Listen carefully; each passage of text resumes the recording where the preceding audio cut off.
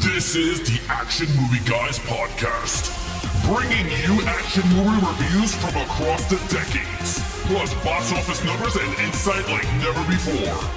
And now, your hosts of the Action Movie Guys podcast, Alex and Nate.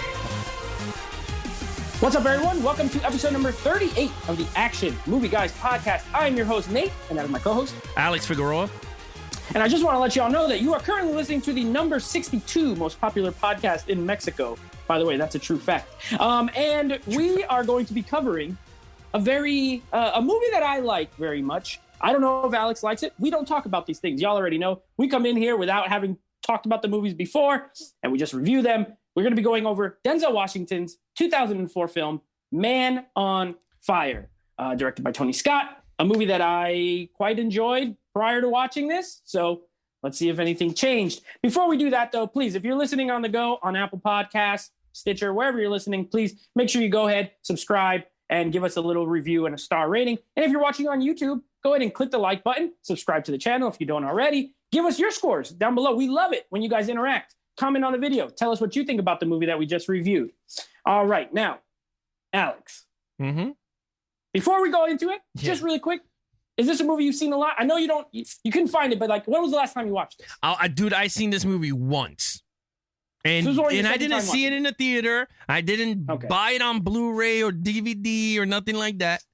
I saw this joint on TV, and I think it was like halfway or something like that. So technically, I didn't see like the entire. So this is like your first time watching the full movie, not on TV. Yeah, I know what happens, but in terms of the entire from beginning to end, no. Yeah. So awesome. I love pretty much a first time watch. So this is going to be a good discussion. Now, before we do that, you got to hit them with those box office numbers, and of course, I have to try to predict how much this movie made. Now, this movie came out in 2004.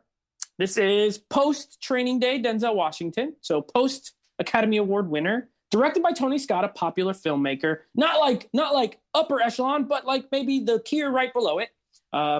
And I saw this at the theater, and it was pretty full. From what I remember, I was also only 17 years old. But I'm going to say this movie made $163 million in the U.S. box office.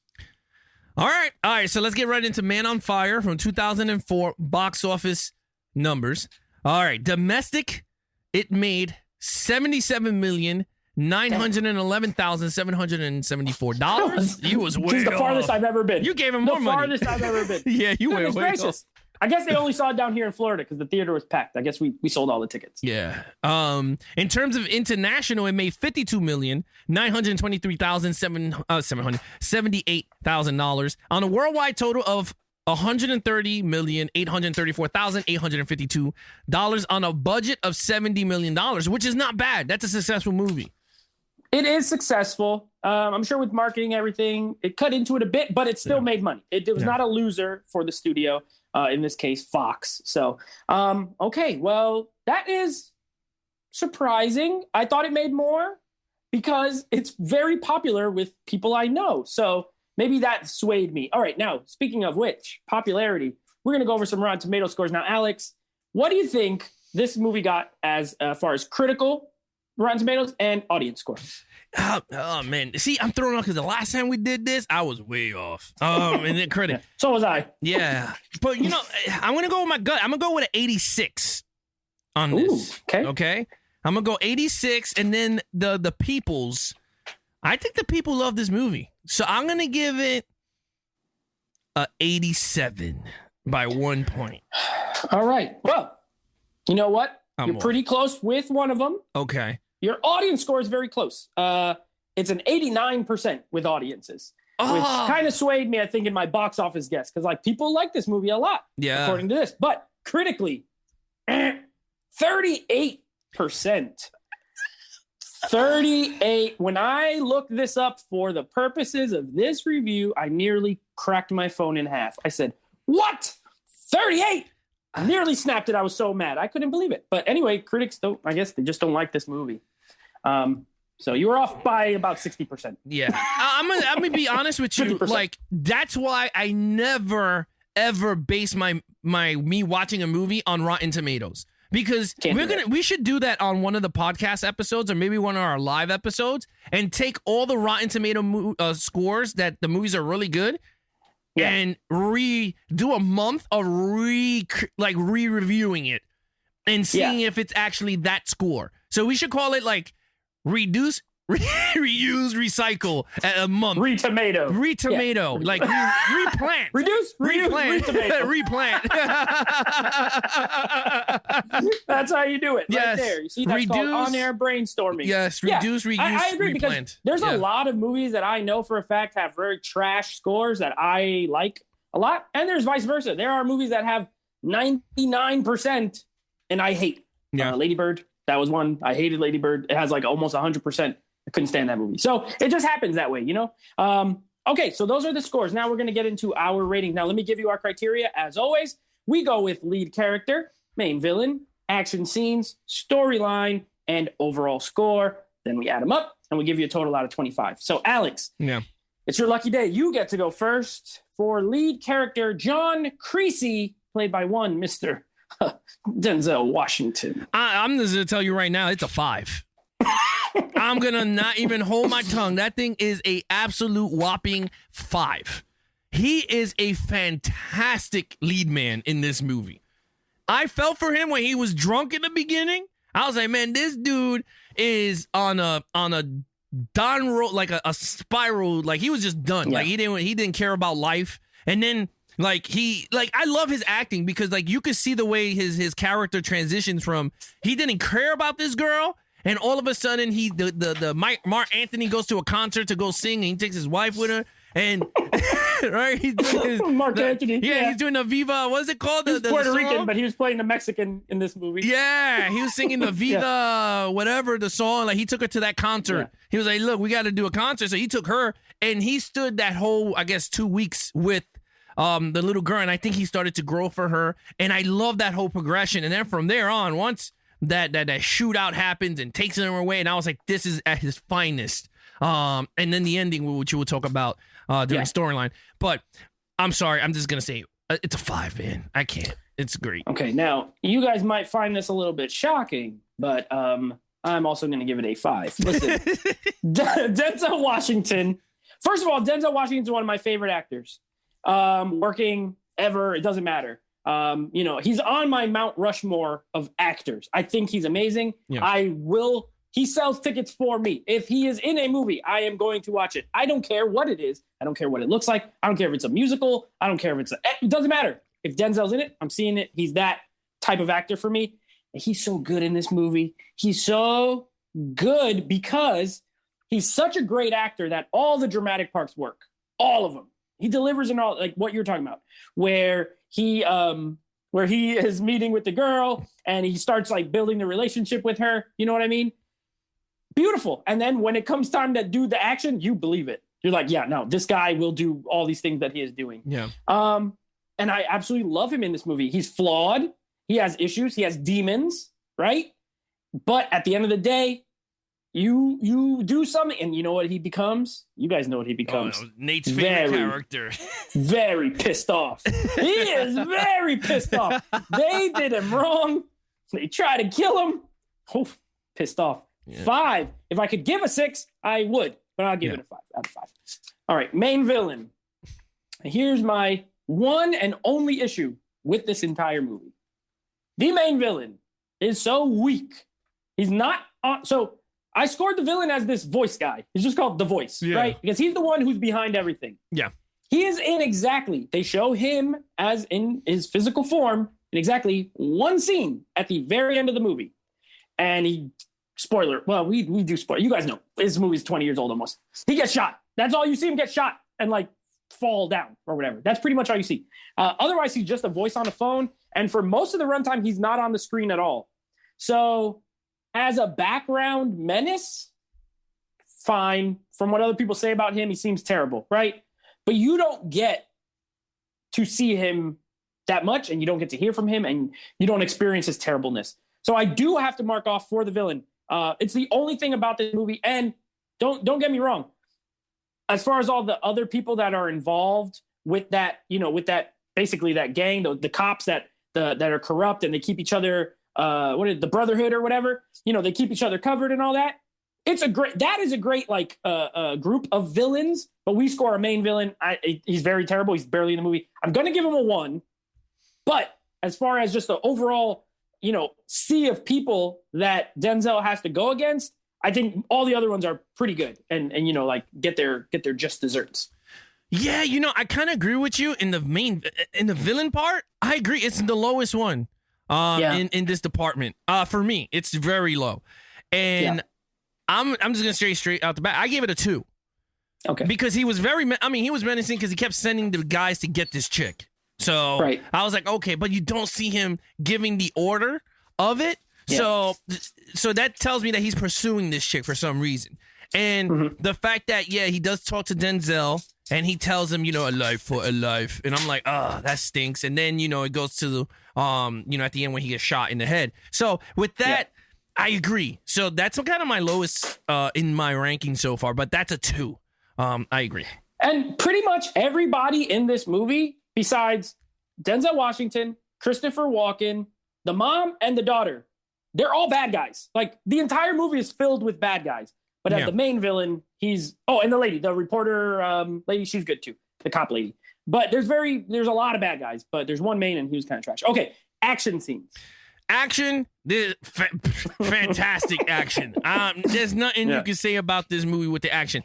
I love how see, the thing about this movie that makes the movie work is the fact that you really don't know his profession much. You do see him talking with Christopher Walken, saying that, you know, what we did in the past, does it haunt you? And he's like, hey, well, no. He's living like a king in Mexico. So I'm like, okay, that's cool. So you really don't, it's like a mystery.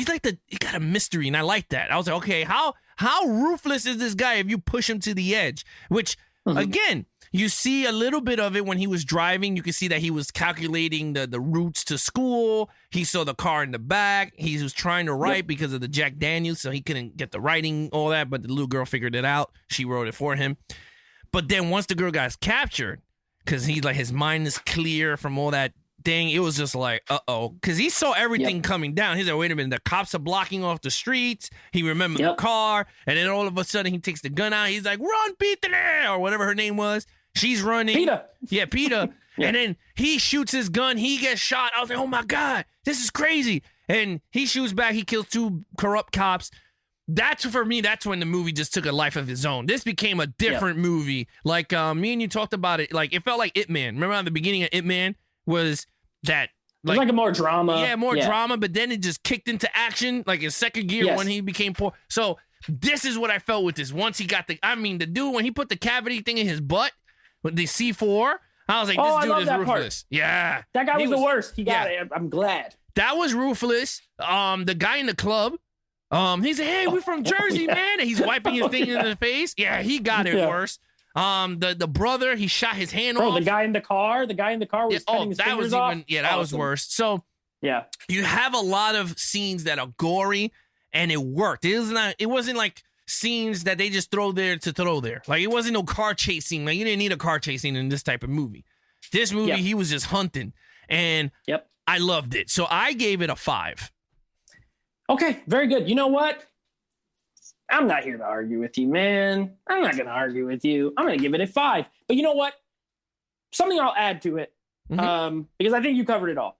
But yeah, this movie got everything. You got like the brutal violence. It's brutal. So I get why. I did read some of the reviews, and they talked about how it goes kind of brutal. And I get that. If it's not your cup of tea, it's violent, it's bloody, it is brutal.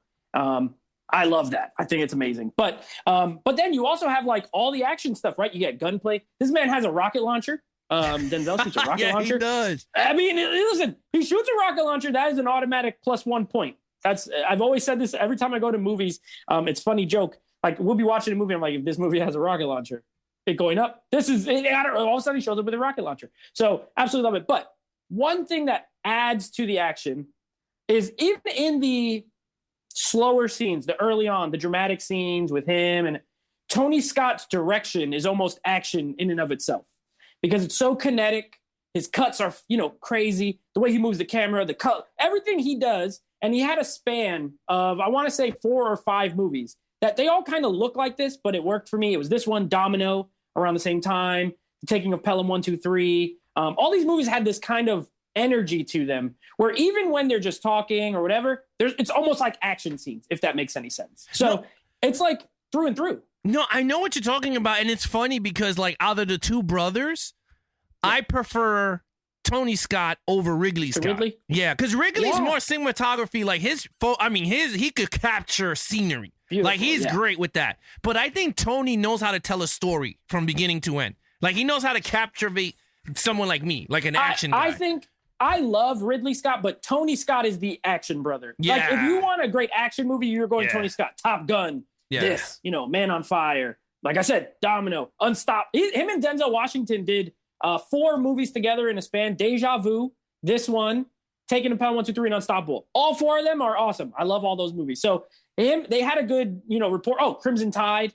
Crimson Tide. Great movie. Like Tony Scott's great for action. So his direction in itself is like action to me. So 5 out of 5. Okay.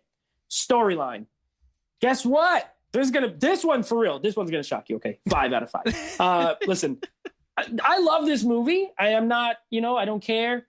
That's right. I almost forgot. Tony Scott directed True Romance. I love that movie.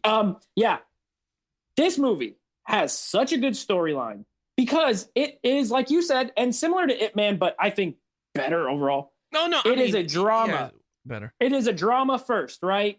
You got this down on his luck kind of character who clearly has a past that affects him, and he ends up taking a job as a bodyguard, doesn't really want to do it, but wants to get paid, doesn't want to build a relationship with this little girl, but kind of has to, he is forced into it, you know what I mean?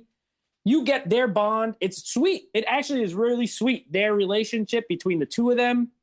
In an action movie, to have that kind of, relationship between a grown man and a little girl. And I got to say, Dakota Fanning, she's one of, if not the best child actors in the last 25, 30 years, to be quite honest. She is amazing in this movie. And their relationship is great. And then that switch flips and it just becomes a great action film. So I think it does both very well, and therefore I give it a 5. Yeah, it's funny because you said it straight into the head. Like Dakota Fanning, I think to me is what made this movie. She's Denzel, great. yes, like Denzel, we already know like the caliber of acting that he is. But the thing is, you have to have a good child actor to go with the lead, and she was so believable. I mean, dude, first of all, she was a cute little girl. Like she was adorable. Yeah, she was adorable. So you're going, holy crap. Then you got the fact that she plays the piano, which if it is her or whatever, it looked like she was playing it, like actually playing it. Then the fact is like the relationship of how she got mad at him at the first time when he was like, we're not here to be friends. I'm just here to protect you. Backseat. Yeah. And then, she gets out the car and he said, what are you doing? And gets out and she just goes to the back and ignores him because she's just angry. That I was like, okay. That's crazy. And then once the thing that got me like going, okay, this is very good character development in writing and storytelling is the swimming. When she was learning how to swim, he goes, all right, you're slow. And he was like, we're going to figure this out. And then since they went away, he had time to be one-on-one with her. And he just started to train her. And I was like, and then when she won, you could see how joyful he was. He was like, oh, hell yeah. Like this was cool. But anyway, with all that said, I gave it a 5. The storyline is fantastic. It's not even, and it's a great storyline in which I don't understand why they don't continue making movies like this. Try to give it a shot, And you know what? The scene that did it for me with them too, that I think is adorable and just super cute, and it has that same effect like with the swimming too, is when they're sitting in the kitchen and they're sitting at the table and she smirks and she's like, and he smiles. She's like, you smiled. He's like, I didn't smile. Like, it is adorable, but it shows she softened him. And I love Christopher Walken's line when he's talking about, like, they took away the thing that gave him, the will to live. And, oh, my gosh, I was like, these guys are going to die. So, oh, man, it's so good. It is so good. Yeah, he's absolutely funny. Love it. So 5. Okay, overall. Didn't I go for storyline? I went first. No, I go lead. Yeah. all the odd number categories, you go first. This is the fifth one. Okay. So that's right. You know what? You're right. I cut it out. Overall, I will give the overall a 5. It's hands down one of the best movies I've seen in a long time. And again, this is technically my first time watch. So it's one of the best movies I've seen in a long time. And Denzel, man, he is what you call a jack of all trades in terms of acting. Yep. He could do anything, dude. Like, he was Malcolm X. He was great. Yep. He was this dude, John Creasy. He was good. Yep. He was the Training Day. Whatever his name was. Yeah, whatever he was, the training guy. He was good. So the training guy. So he's the training guy. He's the training guy. Training Day. Fantastic. So, like, for me, it worked. I thought it worked so well. Look, fantastic. You got great action, great drama. You got Mark Anthony, which he was actually pretty good. And I'm not even gonna lie, he was a really good actor for what he did. You know, he was really good. Dakota Fanning was fantastic as a child actor, and I totally agree with you. It's not many child actors that I would go, okay, that's really good at believable, you know. But yeah, it's a 5, man. Tony Scott, man, the late Tony Scott should have continued doing this stuff.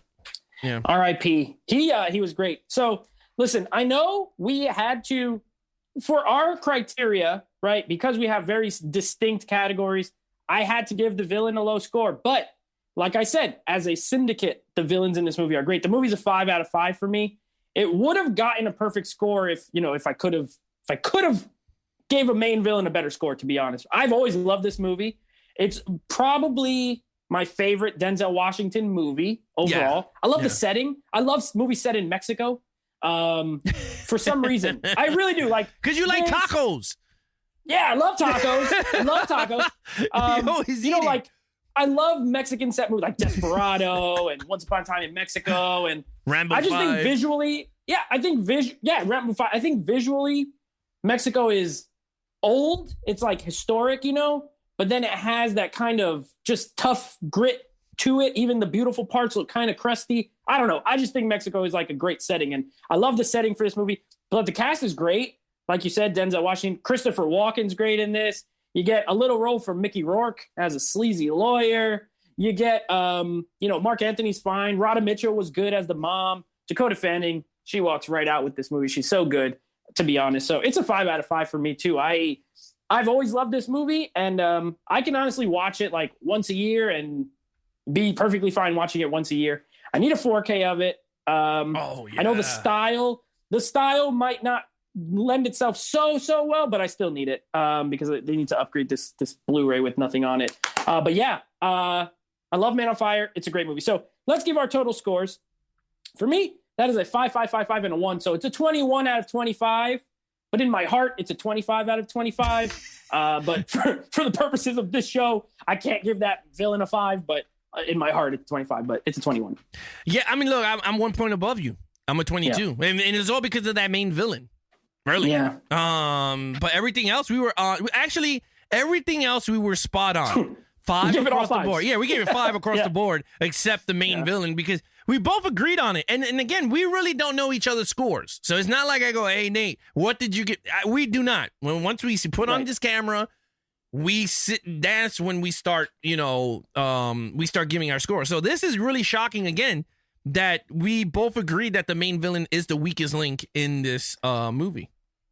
Right. And you guys know we do have, when we're recording this, obviously you guys see it later on YouTube, but we have our patrons watching from our Patreon page, the Ultra HD Geek patrons. They're watching us. So they can vouch. We don't talk about the movie before we go on air. We pretty much talk with them and then we start recording. So we have no idea what we're going to give it. So whenever we do come with a close score, it's always interesting. But anyway, this wraps up our Black History Month movies. Denzel Washington, Man on Fire, watch it. If you somehow haven't seen this movie in the last 17 years, just go buy it. You don't have to rent it. You don't have to. It's great. You're going to like it. Just go buy it.